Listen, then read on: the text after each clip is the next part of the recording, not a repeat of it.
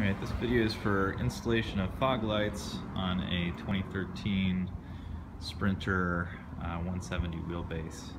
Now, this vehicle that I purchased did not have any kind of fog light placements. The bumper just had a couple of cutout holes here, but they were not cut out.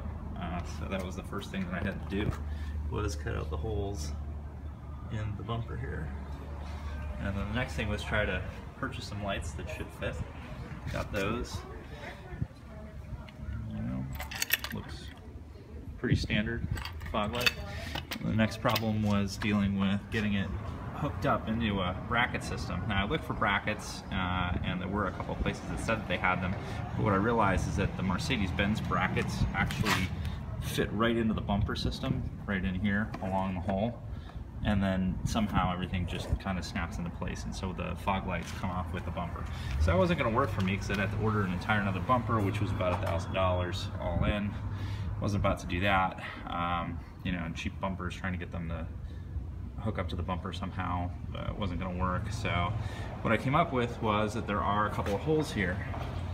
Right here, there's a couple of holes, and up here, there's another hole. And so I was going to have to make a custom bracket, and that's what I did.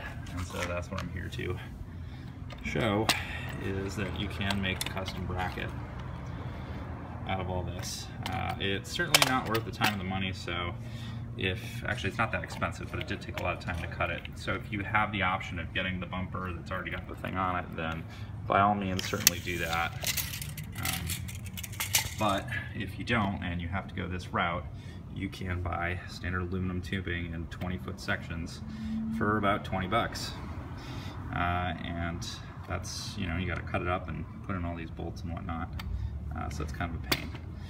So I'm just going to run through the links of these tubes really quickly, and then we'll move on to number of bolts and their links and whatnot, so you've got a list of all the parts. So the first section here is about 3 inches. That's that first one. The next one is, looks like a little bit over 4 inches. It's not quite 4.5. It's like 4 1/4. And then this one is 4.5. And then the little top bit here is about 1 3/4. Then flipping over to the other side, if I can get it to stand up right without falling over. This side's a little complicated. You can see there's a couple of different beams in there. So let's see, the first one is just under 5 inches. Actually, the next one underneath is also about 5 inches. And then that brings us to this weird on an angle beam, which is a little tricky to cut. And that one is about 5.5. 5.5, and then there's a little bit hanging off the end there. And that one's about 3 inches. And then the last one, the big long one here.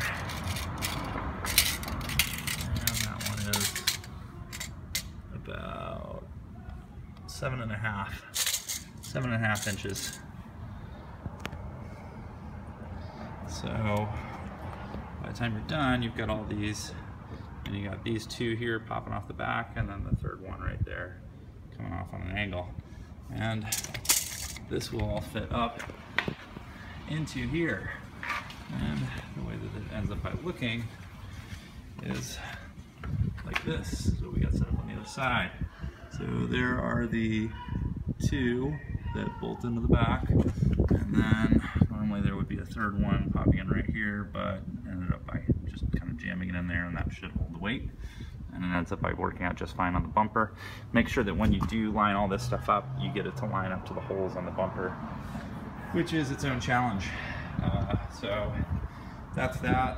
As far as I know, there's no other videos on YouTube that deal with this. That's it. If you got any questions, let me know. All right, good luck.